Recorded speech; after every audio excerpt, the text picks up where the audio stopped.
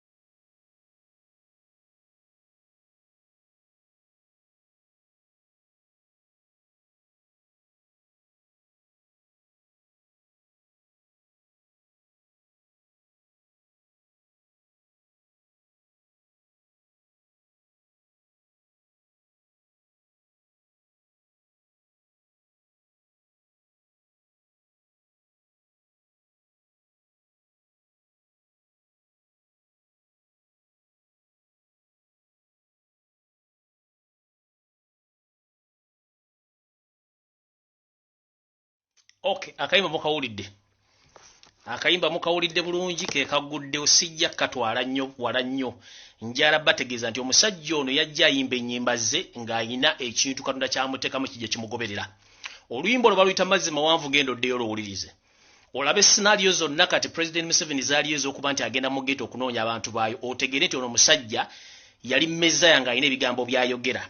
Right now njagala okuba predicting mbage nti 75% ez'abannayuganda oba 80% fena bannayuganda tukulidde mu ghetto.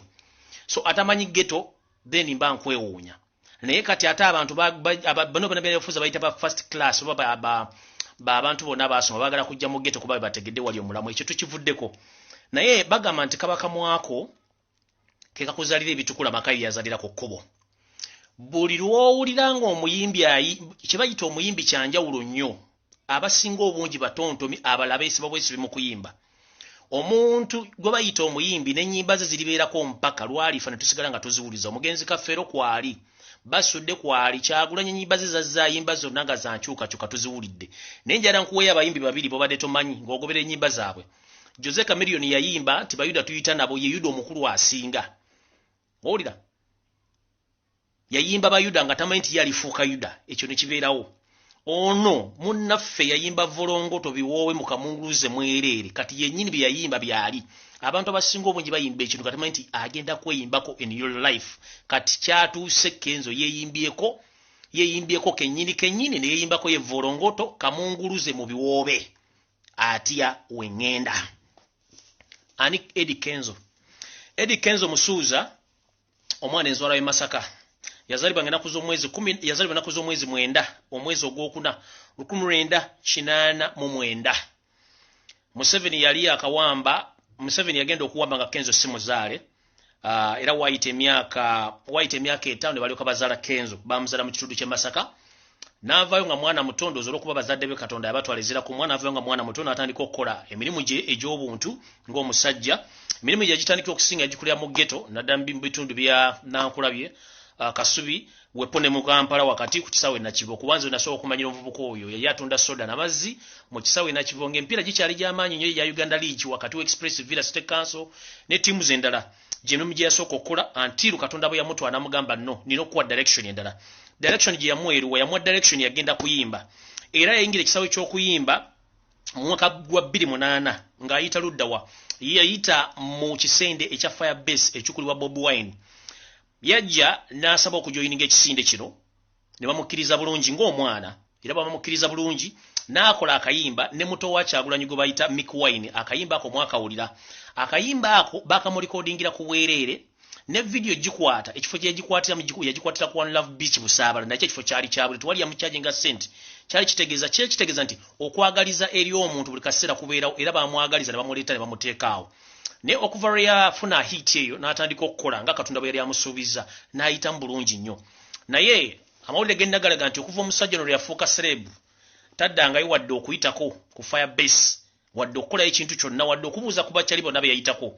In fact n'abaana abamu aba Firebase bagezezzaako omusaba kolabo n'agaana naye remember ye ngajja yayita ku Firebase ne bamukolera oluyimba ku bwereere ne bamuwa n'ekifo kulira mu video ye ku bwereere n'ahiitinga naye bonna babadde mu Firebase bagezezzaako omusaba collabos n'agaana kitegeeza ki ayagala nnyo okufuna naye tayagala kugaba mumpulira bulungi ayagala nnyo okufuna naye tayagala kukola ki tayagala kugaba kati ekyo nga nkivuddeko mutegedde history gy'avudde ng'akola ki ng'akola emiziki gino omwami ono abadde muyimbi ebbanga lyonna kuba gye emirimu gy'abadde akola ng'ovudde ku giri gyembabulidde emikadde abadde muyimbi ng'akola bulungi nnyo music we naye nga bwe manyi nti bagamba nti akajja obunaku keemanya omwami ono alimu okumanyawo w'alina okutandikira w'alina okukomera nti alina amadala ge yasukka gaata alina kusukka n'akyama n'afuna amalala mu kufuna amalala abantu tebafaayo mwetegeeza baga nno katumuleke ne bamuleka mmanyi baga nti ensi genda ekkube ensi ekkuba bulungi n'ekuteeka mu layini mpaka lw'onooterera mu layini omwami ono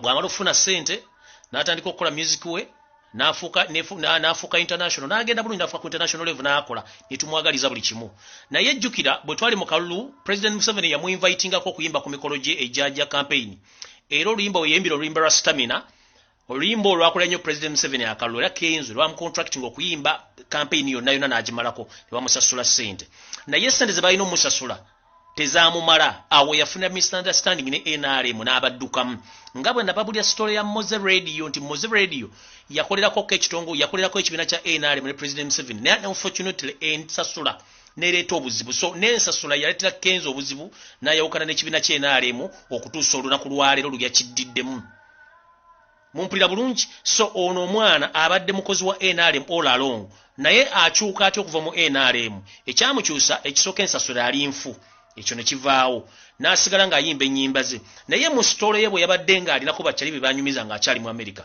yagambye nti ye okuyimba ennyimba zino zonna simanyi n'agamba biwoobe volongoto n'endala zayimba ze mubadde mumanyi nti yali atuddeko ne bakyali bamugamba nti bw'oba oyagala okufuuka famous toyina kuyimba nnyimba olina okuyimba ennyimba bannayuganda ze baagala okuwuliriza naddala mu situation gye balimu ey'okuba nti banyigirizibwa y'ensonga lwaki Kenzo avuddeyo n'ayimba ennyimba ezo naye nga mentale oba ne solo ye yennyini abadde yagamba nti kino baakimuteeka mu buteesi si munnabyabufuzi ye bw'atyo bw'agamba zino ennyimba azimba papasire kusika bantu eriyo kubalaga nti ali nabo naye nga tabeeranko na bantu bano era n'ennyimba zazayimba nga ganti yali mu struggle recent sometime back yateekamu ebigambo ebigamba nti wa people power ekyo n'akyerabira wakyerabiridde najja n'akola ensobi emwetya mujja gitegerawo eŋŋenda kati bw'amala okugamba abantu be nti nze ennyimba zino bantipiggako ofu nti nyimba ennyimba ezigamba nti ezibeera ku sayidi y'abantu jjukira nabagamba nti bw'onooba oyagala okusurvivinga mu nsi muno tobeera ku sayidi enyigiriza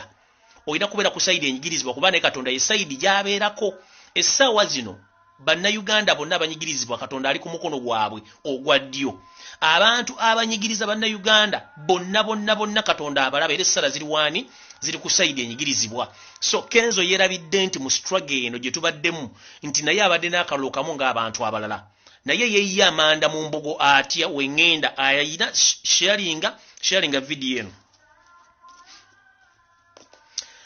Kenzo ng'atuuka agenda mu America ng'agenda kukola mirimu gye gy'abadde anomale ng'agenda akola bw'amala otuuka mu America bino byonna byazaakola ne byazaalaba ekisooka Kenzo bw'amala otuuka mu America yaleka amaka ge matabangufu bw'alekanga amaka matabangufu esitole mwagimanya bulungi nnyo engeri amaka ge gigaatabangukamu yaleka amaka matabangufu ye n'agenda olw'ensonga ezimu oba endala naye ng'ensonga ezimu ezaatabangula amaka ge za buntu nga ye ate ne Rema zaatajja bagamba kubanga Rema omukazi omuganda yasirikira ebintu bingi ng'omukyalo omufumbo ekisooka Rema nga ye yali tafuna ssanyu lya mukyalo bassanyu lya maka eryamutwala mu bufumbo kuba yalina amaka ga ssengaawe n'agaba kojja be n'agaba taata be abalala baasigalawo naye bwe yatuuka mu maka ga Kenzo essanyu ne liggwawo mu reliable sources zenna zigamba nti omwami ono mu maka ge abadde ng'ekifaananyi nga takyasobola mirimu gy'awaka naye ng'ate asobola okufuna essanyu ng'alifuna mu bantu b'ebweru ne Rema ng'omuntu musaasire yagenda okutandika okugamba nti alaba nkana ebbali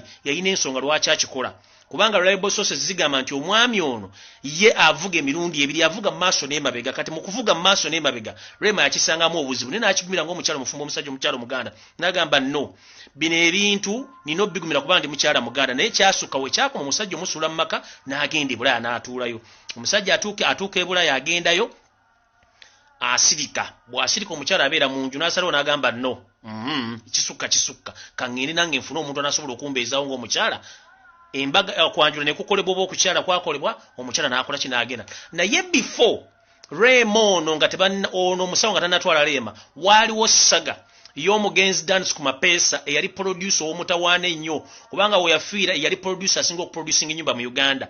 Dance ku mapeesa y'omu ku bantu abaali bawandiika n'okuproducing ennyumba mu Uganda.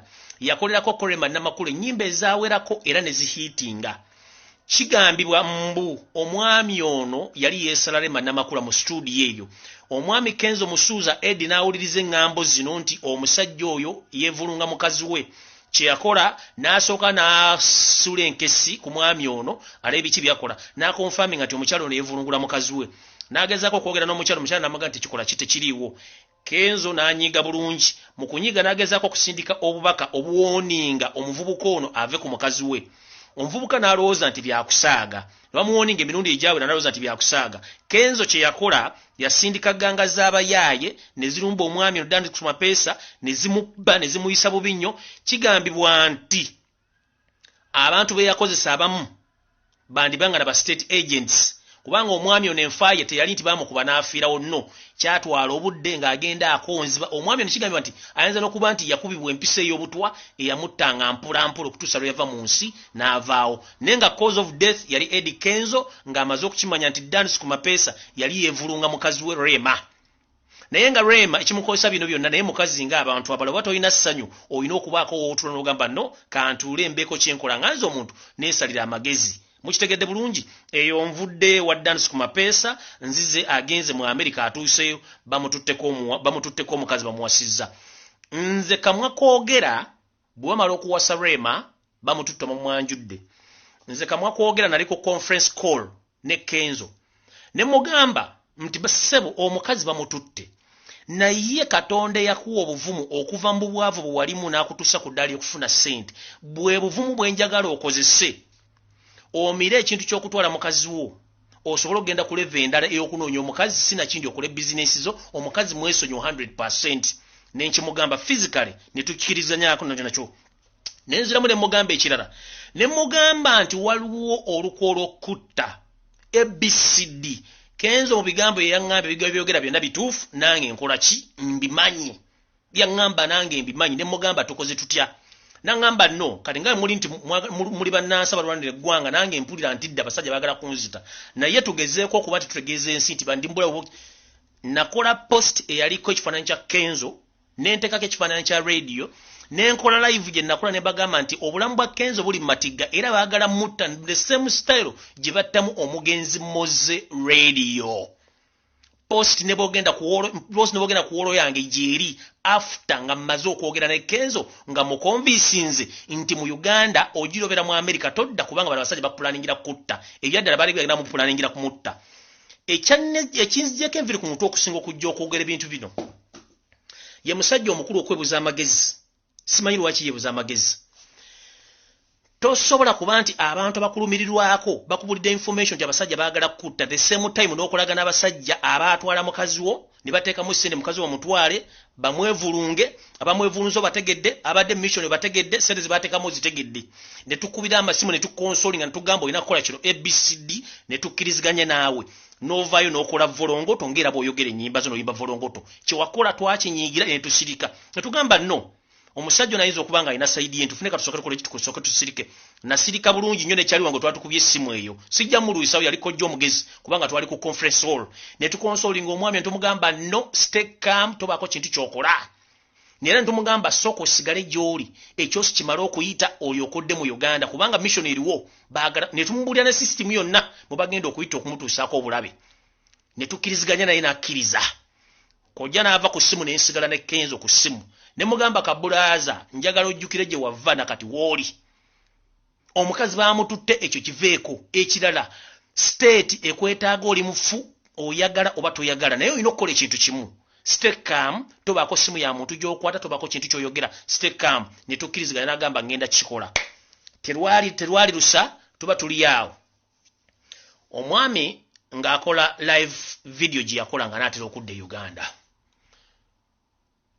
Nayogera ebigambo bingi nnyo ne tulowooza nti oba musajja atalumiddwa nnyo neffe nga ffe abanalayizi nga tolamu ekintu kimu olw'ensonga tuba tumaze okwogera naye twamanya nti Kenzo obwongo bwe butono nnyo bw'abanga alina ram alina 0.5 GB ram endowooza ye nnafu nnyo omusoga naga nti entegeera ye nfunda nnyo omusoga bwatu bwagamba era bw'ayamala okukola vidiyo n'engamba no katumwemu time tulebe ebintu byagenda okwogera kumba omusajja ono bwe tumala okwogera naye abantu abasinga bamukubira amasimu kuba sinze nze kuba kojja omugezi abantu bangi nnyo bamukubira essimu nga bamukonsoolinga ebigambo bye bamugamba yabibuuka na kino njagala kigende ku rekodi nti mu bantu abakubira Kenzo essimu n'omusajja gwe yazze egyo n'avulunga Kyagulanyi Ssentamu yamukubirako essimu n'amugamba ebigambo ne details nga bwe ngendo zibawa kuba kino nakifunye mu reliable sources ze ngendo bawa sharinga video eno etambule etuuke gyeraga ngenze maaso omuvubuka ono tumala okwogera naye wayitawo ennaku ntono kumbe state yali amaze okulagana ne state buli kimu ng'amaze okukkiriziganya ne state nga ffe tetumanyi one n'olunaku lwe yali asimbula n'olunaku lwe yali asimbula lwali yeegulidde tiketi balulivansi nga ne balukomyawo kumpi state neemugulira ne tiketi eya tiketi yamukomya okuva mu America okutuuka Uganda nga state yeekoze eki yeeguze tiketi bamugamba no tukwetaaga mangu njagala mujjukire abantu bonna abazze bakolera state ebigambo bye bakozesa byonna n'ababakoochinga bali omuntu ogu bakubula statement gy'ogenda okwogera biki by'ogenda okwogera against Bobi Wine nangeri ki gy'ogenda obyogera njagala mudde mutunulira abantu bonna like Bakisobi banavuka bazze bakola video n'abayimbi bonna badde bajja balya mu Bobi olukwe ebigambo byogera byonna coach omuntu abatendeka ali ogu omuntu atendeka abantu bonna balya mu Bobi Wine olukwe ali omuntu ogu omu kati eyo gye ngenda okuva ndyoke mbabuulire lwaki omuntu ono yava mu America ng'addirwa amaze ogikutula yiino ngenze mu maaso bw'atuuka okuva mu America yajja bw'amala bw'aba tannajja Bobi yamukubira Kenzo yennyini yakubira Bobi essimu n'amugamba kyali wange njagala ompe ku magezi Bobi n'amugamba ebigambo bino wammanga okusinziira ku label source yamugamba Kenzo bw'oba okyagala okubeera ku ssiini n'okubeera n'obulamu mu Uganda n'okubeera ng'oli okyali ku ssiini abantu bakulaba togeza n'okwata essimu ya Bosco oba eya Museveni oba togeza n'omiitinga Museveni at any cost at anywhere ebyo bigambo nga byava mu kamwa ka Bobi Wine ng'amaze okukubira Kenzo essimu n'amugamba bw'oba okyagala kusigala ng'oli relevant tosinkana Bosco tokwata ssimu ye wadde okusinkana ba state agent be bonna kumbe Bobi awa Kyalyo n'amagezi nga Kyalyo yamaze dde okukola decision n'abasajja ba state that is a very disappointment kino akikola Bobi ne before Bobi me and Kojja omugezi twali tumaze okwogera n'omuvubuka ono ne tumugamba ebigambo ABCD bye mbagambye nti togeza n'owesinkanya n'abasajja ba gavumenti kubanga bali mu lukolo okutta ekyo Bobi wamala omugamba Kenzo Bobi n'alowooza nti omusajja ato tekyakoze eki kyamugambye Bobi n'asirika Bobi wamala okusirika kumba omusajja bali mu luutu yakola ki yakujja bw'abanga ali mu mission yakujja still agamba Bobi njagala onkime ku kisaawe ng'amusaba ng'omuntu Bobi olw'okuba nti eno struggle twabagamba erimu emizimu n'emisambo abantu tebaagala kutegeera nti mulimu emizimu Bobi Kenzo agenda okusaba Bobi nti ajja mukime ku kisaawe kumbe Bobi yategedde dda nti NRM yakoze dda ddiiru ne Kenzo engeri gye bagenda omukimamu ku kisaawe baani abagenda omukimamu na biki ebigenda okubeera mu ddiiru eyo Bobi n'agamba no I can't be in such a mess Bobi teyagenda ku kisaawe kukima Kenzo kubanga Bobi baali bamaze dde omugaba informers be nti ono musajja wadde akugambye nti ojja omukime naye already ali in contact with the NRM and the State House abaamukima ku kisaawe mwabalaba ebigambo ebyayogera mwabitegeera n'emmotoka ezamukima n'abantu abamukima mwabalaba awo Bobi yandibadde ajja waawo if you ask yourself Bobi yandibadde ajja waawo no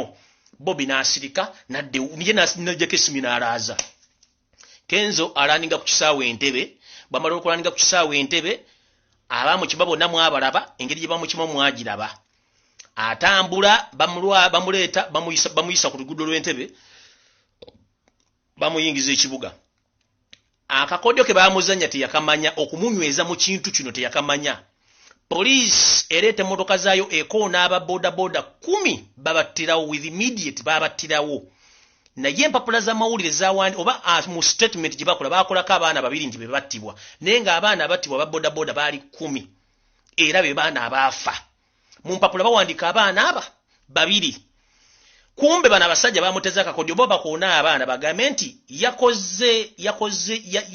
yabadde n'ekibinja ky'abantu okutambula nakyo nga tekikirizibwa mu mateeka era yaviiriddeko okufa kw'aba abaana ogwo musango bagumuggulako immediately naye tebateekamu nnamba y'abaana bali bateekamu baana babiri kubanga state yali ekimanyi abantu bajja babuuza abantu 10 batuse batya okufa nga te motoka za gavumenti zo zaabakoonye mukitegedde bulungi ekyo no tukivaako bwe tumala tukivaako batambula Kenzo atuuka gye bakola press conference abali mu press conference bonna basinga mu abalaba ebigambo bye bayogera bw'avaawo wayitawo olunaku lumu enkeera n'agenda n'amiitinga Muhoozi Kanyirugaba ne bamusomera emisango gy'alina nga mulimu n'ogw'okutta abaana aba bodaboda be baatomera oyo yennyini omusajja njagala aveeyo mu public ye wakaane nti tafukamiranga mu maaso ga Muhoozi n'amusaba amusonyiwe olw'okubaana abaafa ku musango abaana abaafa ku ki abaana abaafa ku nga poliisi amaze obatomera kuba bamugamba bw'otakkiriza bwe tugambe tugenda kuvunaana omusango okuttisa abaana bali aba bodaboda omwami oyo yafukamira wansi naye n'asaba Muhoozi ekisonyiwe n'agamba nsaba kunsonyiwa sigenda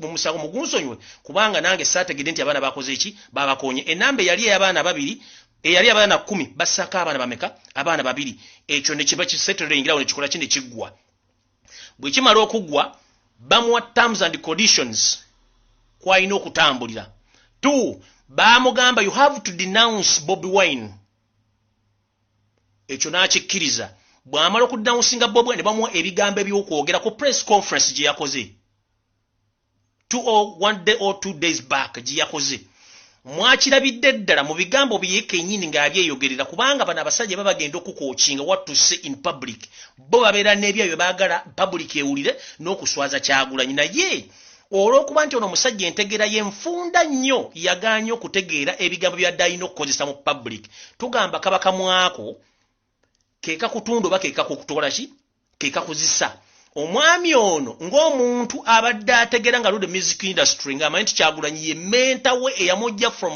zero to where he is right now yandibadde akola press conference n'abagamba naye njala okwebaza nnyo nkomyewo naye njala bategeeza ngenda kudda mu kisawo ky'okuyimba nnyimbe naye ekyo teyakyogera yagenda butereevu okwogera ebigambo bye baamutumye okwogera in public asobole okubanga ayinsalutinga Bobi Wine n'okumulaga nti alina amaanyi bino ebigambo tuzze tubuulira ku bayimbi ab'enjawulo ku bantu ab'enjawulo nga bayinsalutinga Kyagulanyi nga ne full figure yennyini ebigambo bye yayogera oba bye bamukookingibwa bye bigambo oba coach akookinga abantu bano okwabusinga Kyagulanyi the same coach eyakoochinze Eddie Kenzo okuba nti ayinsalutingani Bobi Wine ekyo nga nkimaze ngenda kukiddako mu press conference eyo tewali yaji mukase gikola kubanga yabadde alina otwala obudde bwe okulowooza biki byagenda okwogera ekyo kyamulemye ye yasazeewo obusazi kugenda kwogera bigambo bitakwatagana nga tamanyi nti bali abasajja bagenda mukozesa bamusuule bamale omusuula bamulekaawo kubanga yenkola yawe system yabwe tebaagala kumanya who the hell are you tebaagala kumanya bo kye baagala okukola nti bakukozesezza bamaze okukozesa ogudde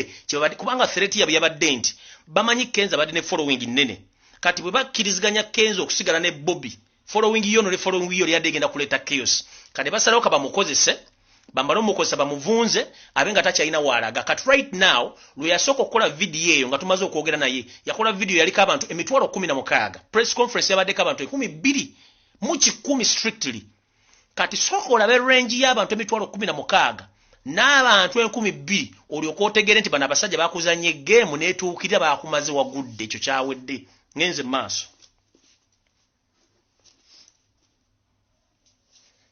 mu bigambo Bweyogedde wagambye nti Uganda yekyasinze okubeera ne security ennungi kyavudde mu kamwako tewali yakikusabye kubanga ebyo bigambo kumwe byakoochingiddwa sebo mukulu twagala kugamba gendo ddeyo mu nnyimba ze wayimba weetegereze ebigambo bwajjoyimba otubuulire security ya Uganda yalungiwadde ddi okuva ku bintu bye baateesezza mu Muhoozi bye baakutadde mu bacoaching security ya Uganda yalungiwadde ddi era ate watuuse ddi okusaba obukuumi wo bulijjo mu maka go oyina abakuumi oba gy'otambula oyina abakuumi kiba kitegeeza nti baakugambye ogende oyogere ebyekisiru omale okwogera ebyekisiru otegere reaction y'abantu ku social media then oddemu osaba obuyambi babukuba kuwe security gwe totegera nti kyadde kiseetinge mu bwongo obwo gendo yogere volongoto enseku kyawe ojo tusabe security kumbe weeyira ddala amanda mu mbugo weeziko omulundi ogusembayo ekyo guwa kyeyogeredde kyovudde osaba security ate ensinga nnungi ina security wasabye security yaki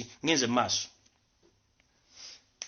wagambye Kyagulanyi Ssentamu talina ssente well and good kino njagala kikuddira bulungi nnyo Bobi Wine Kyagulanyi Ssentamu talina ssente ssente zana za kulabya family ye n'abaana be na bintu byalina ng'ebyobuntu one atalina ssente yasobola okulikodingira video n'akulikodingira oluyimba ku ssente ze n'akuwa n'ekifo okodde mu video ku bwereere naye gwe bukyanga ovaayo teri mwana Firebase gwali wadde collab wadde oli international artist wagana bonobawa n'okuva lwako oluyimba lero hit nga toddanga ku Firebase gwe kiki wali oziza mu Firebase tekiriwo that means you are selfish ekyokubiri bw'obanga obadde onoonya ssente mu people power ako kafu people power teyina ssente kuba people power amaanyi g'abantu gwe kennyini weeyiriddemu olukwe ne weeyiwa amanda mu mbugo ng'ensi eraba tolina gw'ogenda kusaba ssente kuba teziriiwo na kino kigendere bana b'ebufuzi bonna buli alowooza nti ogenda funa ssente mu people power oli kafu teri ssente Kyagulanyi talina ssente kubanga alwanirira mmwe bwe mba mwagala ssente mugende mu NRM kubanga gyeziri bwe mumala ozirya nga mumaze zikuta munadda kubanga ssente ze buli azirya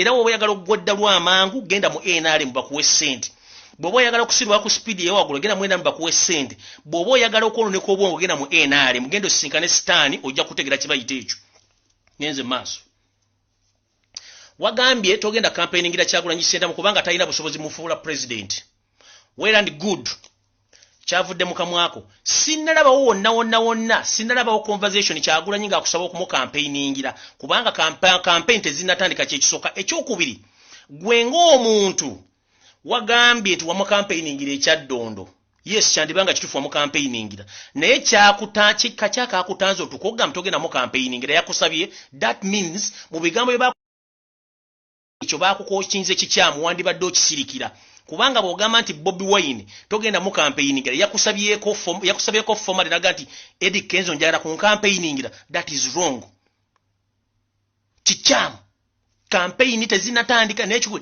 Bobi Wine tanakusabako ku campaigningira kubanga you have only one vote ekyokubiri already wagenda okuva mu America nga dilo mazo jikkiriza nga ne sente ozikkirizganyizaako zibagenda okuwa okitegera so Bobi Wine tanakusabako mu campaigningira kubanga amaanyi gali mu bantu so sigwe nga Kenzo olina obulima bubiri ng'omusajja n'abantu abasigadde balina ebintu bye bimu naye ennamba esinga obungi y'Abannayuganda sigwe so weetegereze ebigambo by'oyogera Bobi Wine tanakusabako ofiire togera mu campaigningira n'ekyo bakugambye kyogera bakugambye kafu kubanga they know nti gwe bona oyogera ekigambo ekyo oba undermines Bobi Wine but unknowingly you undermined yourself nandibadde sikulumba kubanga oli kyaliwa naye nkulumbi olw'ensonga nti weerabidde gye wava omuntu yakumentalinga okutuuka wooli ne weerabirga ebigambo byakuwadde oyogere nti bya kisiru bigenda kutunda ne weerabira ekyokusatu nti Uganda nsiiyo mwe baakuzaalira era mwogenda okufiira bagamba ejjanzi teribuuka na nzige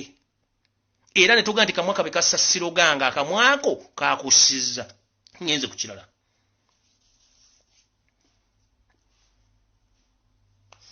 Bobi Wine yagaana okukima ku kisaawe nga bwali omusabye for one reason wagenda omukubira essimu omusaba okujja okukima ng'already Bobi Wine ategedde nti wabadde mu ddiiro n'abasajja ba NRM netasobola kukima si mu kisiru ekyokubiri njaga tukeeza nti buli muntu yenna agenda okulya mu Bobi Wine olukwe obudde bukukeeredde kubanga wandiyanguye n'ovaayo ng'obudde bukyali tubeetaaga mwenna muveeyo tuwone ebintu bino ebya zigizaga Bobi Wine kyoba omanya nti alina intelligence ne Museveni gy'atalina right now nti amanya n'ebinaabaawo enkya so gw'omukubira essimu omusaba ajja akupikinga ku kisaawe yali amaze okutegeera nti already oli mu lukwe ne gavumenti ya President Museveni eyakutwalira omukazi neteekamu ssente bamuwase yali tasobola kukupikinga ekyate kisoboka ngenze mu maaso ekirala ensobi gye wakoze bw'oba Maroko poliisi yennyini bwe Maroko n'abaana mu konvoyi yakujja ku kisaawe Entebbe wakubira Bobi n'omugamba nti oyagala Bobi akuwe ku balooya be osobole okugenda osobole okukwasaganya omusango gw'abali abakoonya abaana bano kati naawe koobeere ggwe sooka olivansinga obwongo weeteeke embigere bya Bobi already Bobi knew nti wamuliddemu olukwe before nga tonnalaninga kujja Kampala kati omaze okulaniga e Kampala abantu bakukimye balala ate omaze okukola emisango gy'olwedde wamuliddemu olukwe ate oyagala kuweba looya be bakuwolereza emisango gy'olwedde gye wakomentinze oba gavumenti gye yakomentinze. Bobi Wine musiru nnyo to the ex tasobola kutegeera muntu ategeera na musiru. He knew exactly what you were dealing with. That's why he didn't come to the airport. That's why he didn't offer you his lawyers, because he knew you already compromised. Yet asobola kuwa balooya be n'otuka okwagala okwetta. Kati gwenga international artist, kubanga oli international artist, kijja kitya nti mu record zo zonna omu record label toyina amuwadde oyo omulema asobola okuwandiika file case oba ogenda ku police n'alonjeza ku case gye wakoze okufinding out omusango ki gwe bakuvunaana okuwolereza. Waaki wabadde osaba wa Kyagulanyi ng'ate olwedde okimanyi nti Kyagulanyi wamuliddemu olukwe? Ngenze maaso.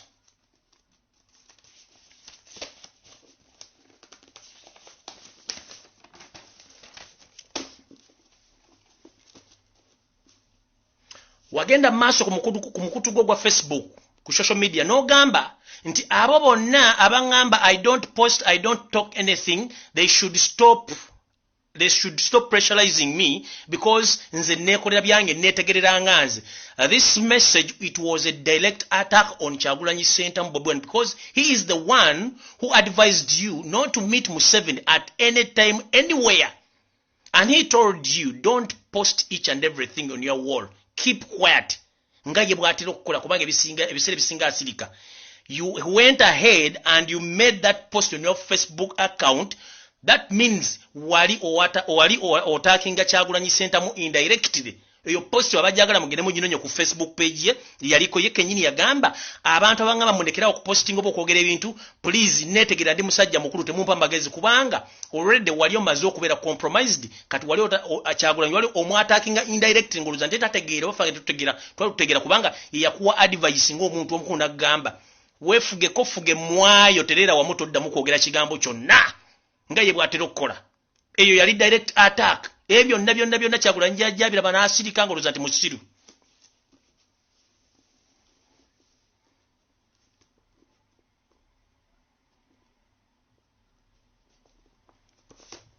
Era Kyagulanyi yafuna information okuva mu state emulaga nti abantu bonna abagonizinga okujja okumeetinga okujja ku kisaawe bonna baali state funded. Kati Kyagulanyi tasobola kujja mu function ezo already nga waliwo ba state funded agents ne ba mafias abaali bamulinze mu katriika ako nako kaali kafu tewakitegeera.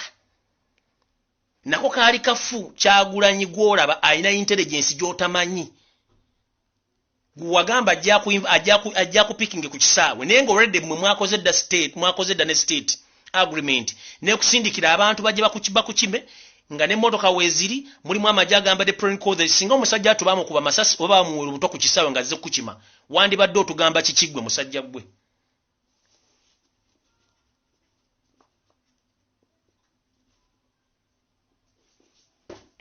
Nga maliriza video ngende nkole video endala.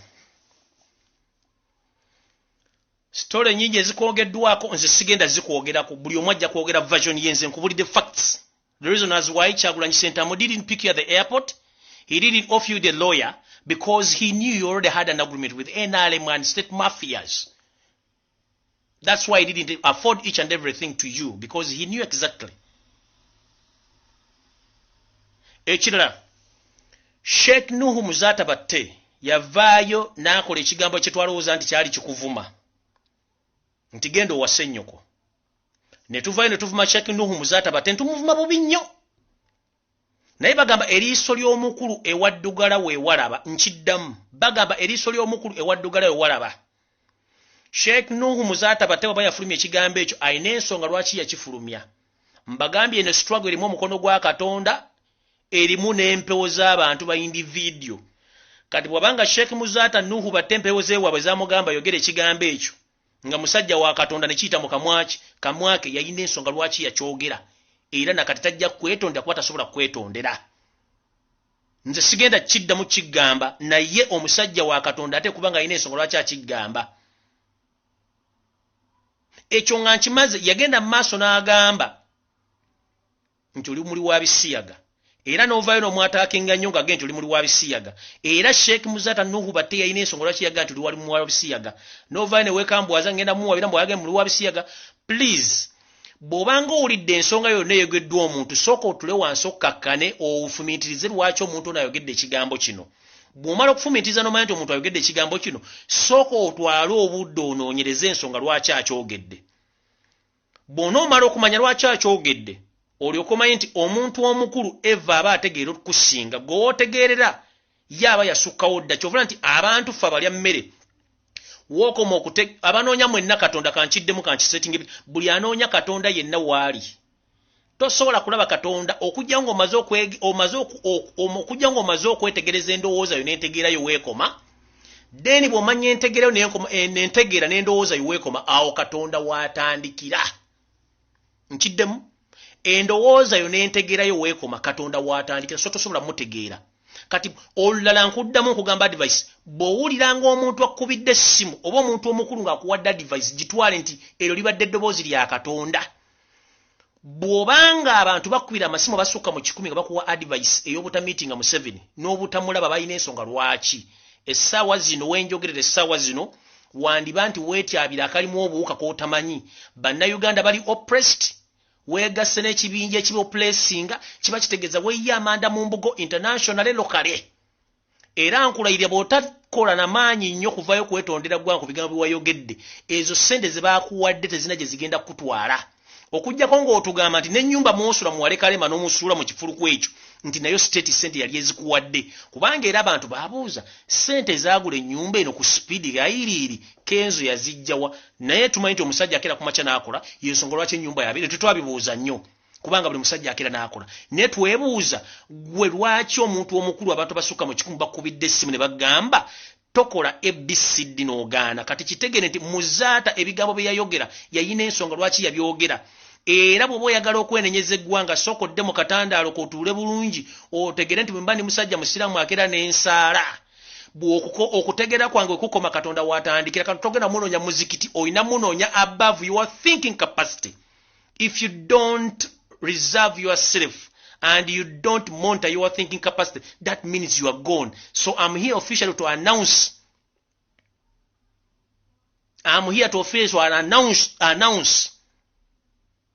your absence in public from today onwards. Nobody is going to respect you. Ndowooza olaba nti ku social media kyebakoze ebintu byonna bikadde byonna bijja bikubye ku mmeeza naye nga tayimu yaliwo singa tewakolagana state n'okkiriziganya ebigambo abantu bibagamba n'ogenda nabyo wandibadde totuuka mbina ebintu. Ekisooka weerabisiza entegerayo nti nfunda. Ekyokubiri weerabisiza n'abantu kye baali beerabidde nti ensomayo yali ntono nnyo. Ekyokusatu weerabisiza ne kitegeeza n'okutegeeza nti omukyala ono okutuuka okugenda okuwasiba omusajja omulala yalina ensonga z'ataateeka mu public. Ekyo nakyo ne kibeerawo. Ekyokubiri ne kitulabisa nti wadde ogamba nti oli muyimbi oli ku international naye ennyingizayo n'ensaasaanya ya munguuba oba nfunda nnyo.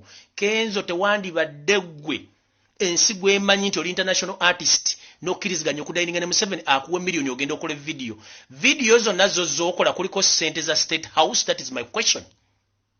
Bwe wandisirise wandiwunya akamwa kyekibuuzo kyange oba bwe wandisirise nga bali bakuwadde amagezi wandifudde. Ekyo nakyo kibuuzo kiri awo. Ekibuuzo ekisembayo mu America gy'obadde emyezi n'ensi z'ogenzemu otuuka okugenda e Brazil otuuke wa olaba zifaanagana ne Uganda ku mbeera eriwo. Gwe mutuwa z'okoze zonna ogenza okulaba nti poliisi n'amagye n'ebiragiro byonna bye bakola bifaanagana n'ensi z'obaddemu. You ask yourself.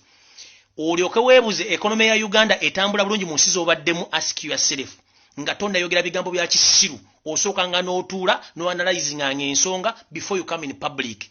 Njagala kubulira ekintu kimu amawulire gasobola okutunda within a minute but within a second amawulire gakusuula.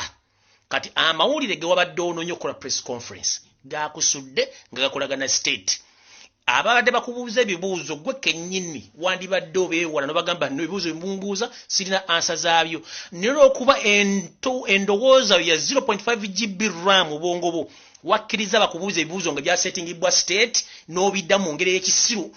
Kati kiringa omuntu okubuuza ekibuuzo ng'ate already yakuwadde dda answer y'ekibuuzo ekyo naye nga nfu kozesa omutwe gwo. Press conference gye wayise bannamawulire abazzi already bali state funded. Ebibuuzo byabadde bakubuuza byadde state by state. Answer ze bakuwadde ez'okuddamu mu bibuuzo ebyo ng'osinziira mu bwongo bwo era na answer state yaziwandiise. Y'ensonga lwaki amawulire gakutwala waggulu ne gakusuula. Kati amawulire gaakusudde nga tomanyi ne state n'ekusuula nga tomanyi ogenda kuddawa. Ask yourself ogenda kuddawa. State ya setting press conference. Bannamawulire tumanyi mu Uganda bonna 99% bonna bakolera state. Ebibuuzo bakubuuzizza nkiddamu byabadde set by the state. Answers obadde nazo mu mutwe ze bakukokinze zadde za state. You don't ask yourself waki bannamawulire mentawo gy'omwetegereze nga ddamu ebibuuzo. Mentawo gy'omwetegereze enziramu gy'addamu ebibuuzo kuwandibadde oyigira n'omanya nti omusajja gwendiko mazzi mawanvu. Okitegera wandibadde wosooka n'omanya nti omusajja gwendiringa naye kati gwe bw'oba oganye okuterera mu myaka gy'olimu ogenda terera ddi. Omukazi bamututte, abawagizi bwe bagenze, bakuwadde ssente z'ekikolimo, ekisigadde ogenda kuyita ttembo. Era tubadde tubasaba abantu mwenna basinga obungi. Bwe mulaba omusajja oyo nga muyina amagi genziriza mugamukuba avundire ddala awunye kubanga aganye okutegeera ku myaka gy'amakumi oba agenda kuweza 3. Bw'anaaba tannategeera kuba already ndooza alina 332 bw'aba tannategeera etagakuba majiganziriza. Bannayuganda bali oppressed, you talk nonsense. Bannayuganda bali oppressed because they gave you money, the state money. Notandika okusindika ebinnyo. People are dying, notandika okusindika ebinnyo. Who the hell are you?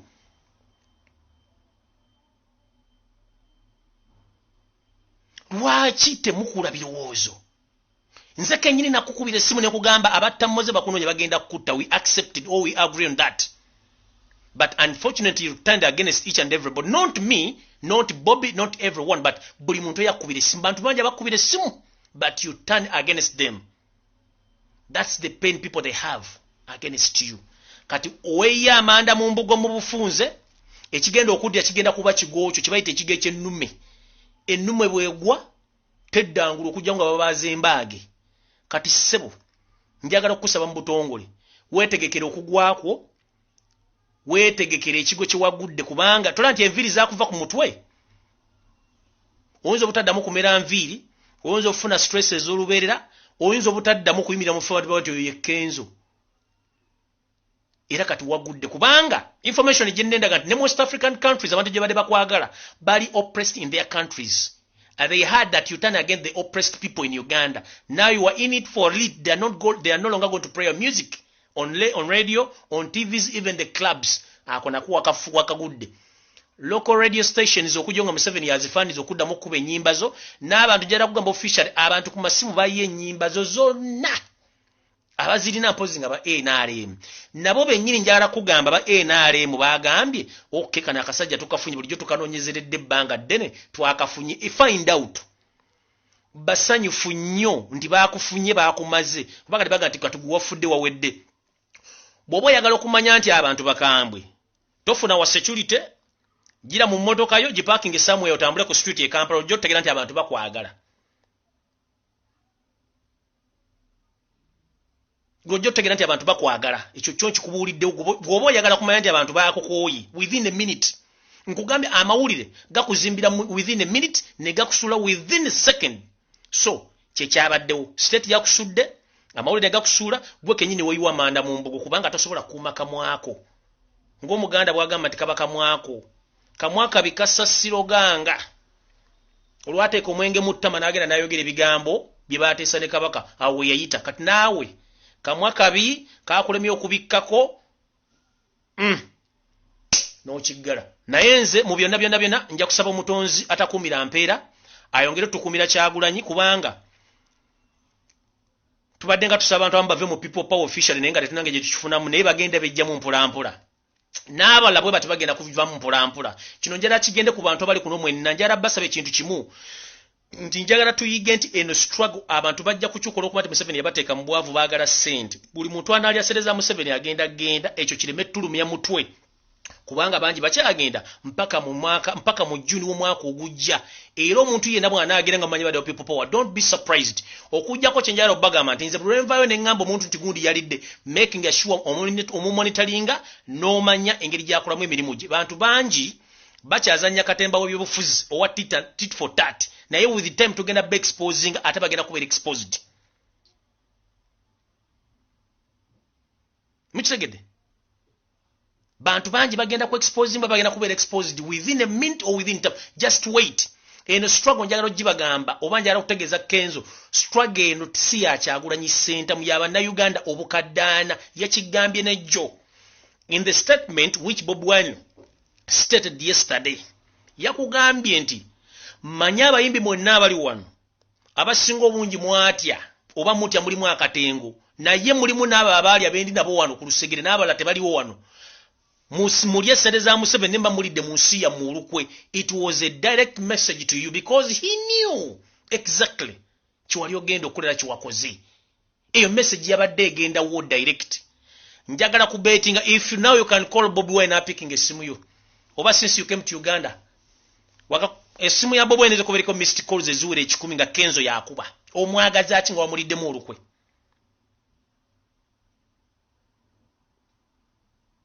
Bwaba yakuwa device nozivaako katete bwamaze okukola volongotowo Kyagulanyi okubira waaki simu. Tosobola mukubira simu naji ne bembazi tosobola kukwata simu yo.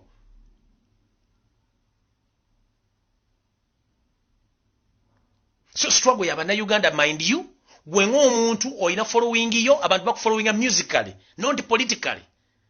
Although oli entertainer asobola okumotivating abantu, naye politically you are not fit for it. You have just only one vote, which vote is already now spoiled. You can't change anyone now. You can't change anyone because you are rotten cabbage. You stink.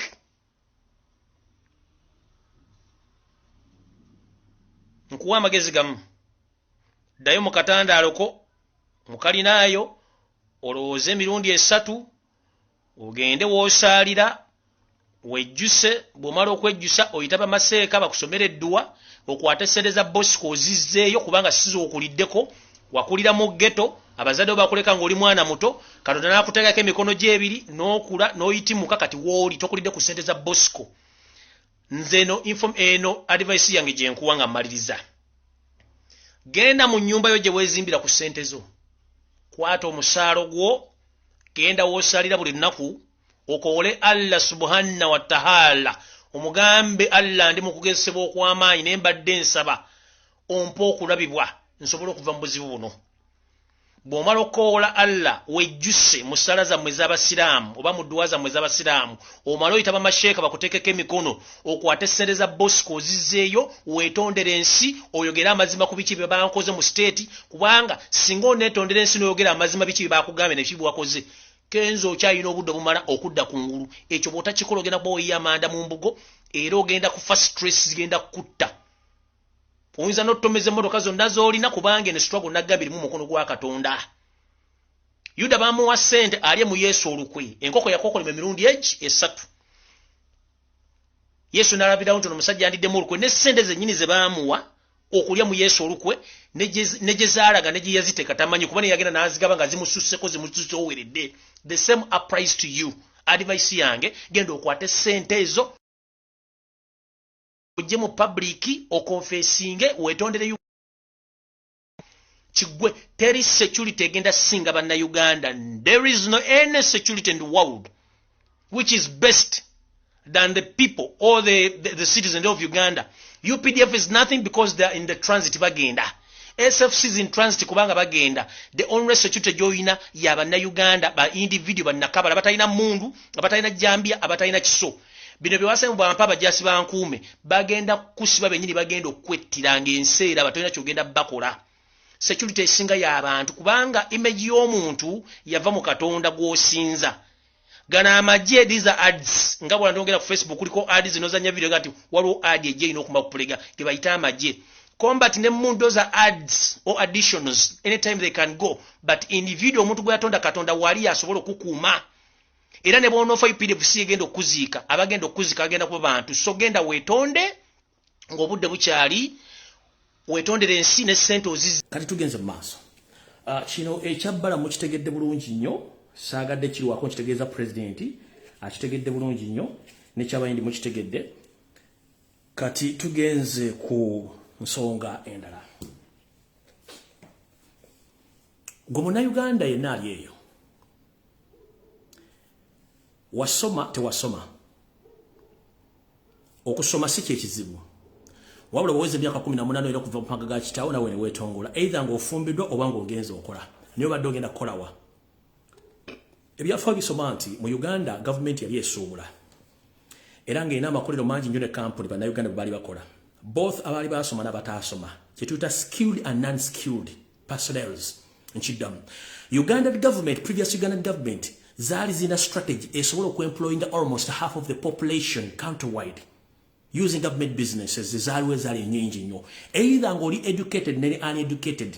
Omuntu ali educated yali skilled, ne atali educated muntu unskilled ng'asobola okukola emirimu egya bulijjo. Abantu bangi bakolanga mu kampuni ez'enjawulo nga bafuna omusaala, bafuna ne pension. Nga tewasoma ng'osobola okukola emirimu gya bulijjo, era abantu bangi bagikolanga. Abaali basoma nga bakola emirimu kampuni ezo. Ne kampuni ezo Museveni n'ajja n'aziguza Baganda be n'emikono gye bazirina ne ziggwawo. Y'ensonga emu lwaki ye bw'amala okutunda kampuni ezo kwe kwaviirako ebbulwa ly'emirimu Uganda ne muba nga temukyasobola kufuna mirimu Uganda. One, n'abatono abali basigadde bali bakuliyetinga emirimu egyo ba indigenous Ugandans abalina amakolero ne business, Museveni n'azisaanyawo zonna n'aba nga economy agirese mu bbanga mu mikono gy'abagwira. Kino tekyavako naboonoonye emirimu wabula ne kyonoona ne economy. Kitya essaawa zino we twogerera bannayuganda baleka basukka n'obukadde 6 bali mu diaspora abaagenda okunoonya emirimu nga bavudde Uganda nga bali unemployed. Kiki ekyakufulumya okugenda kunoonya mulimu? Njera kubuuza mu myaka 4 emabega bannayuganda baali bafuluma okugenda Bulaaya ogenda okunoonya emirimu? No, baali bagenda for like just tours na seeking asylum due to the political instabilities ezaaliwo. What happened after 1986? Kwe kutunda amakolero bannayuganda baali bakola n'emirimu nga tegikyasobola kukola, bannayuganda tekyabafulumya. Gomwana ne mu kiyumba ky'omuwala butolirwa ku bantu yagala no, kubanga Museveni yayonoona economy, emirimu n'agitunda gyonna, kampuni n'azitunda mwalina okukola oba wasoma oba tewasoma. Ekyakufulumya nga tosobola kufuna mulimu Uganda. Kale ne bw'otuuse Bulaaya takufaako ayagala ofiireyo. Kati jjala bategeeza kikakatagwo kwe kennyini okulwanyisa gavumenti ya Yoseri n'ebivumo byayo bigirimu. Musooke mutegere nti abasajja bano balina otuviira mu Uganda, mulyoke mutegere nti mulina okwebeera mu ggwanga lyammwe. Teri muntu ayagala kubeera ku kyeyo kino, nkiddamu. Teri muntu ayagala kubeera ku kyeyo kubanga ekyo tekibeerekekako. Naye tukibeerako lwa naakola ntya kubanga mu Uganda teriyo kiriyo. Ekyo ndoza mukitegedde bulungi nnyo. Amakampuni gaatundibwa agali gakozesebwa na Uganda bwe bajja ensimbi ezigulira amagala eddiba ng'oba wasoma oba tewasoma emirimu gyalingawo. Awo nvuddewo nawo sigenda kulwawo.